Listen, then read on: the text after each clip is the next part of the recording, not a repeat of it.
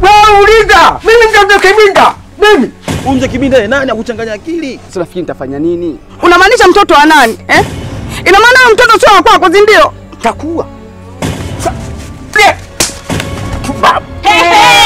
Halo. Nimezana nani?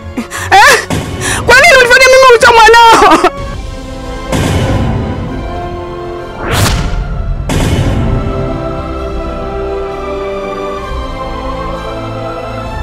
Mwanao amekuwa. Unanikabidhi kwa kungwi. Kwa hiyo huko kwa mzee Kibinda ndio ulikolewa, si ndio?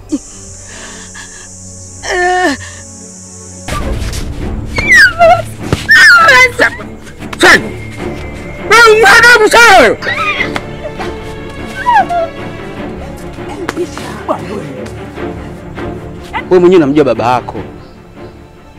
Kama kakuona huko nakuja hapa, sasa nitafutia balaa mimi. Lama nakupenda.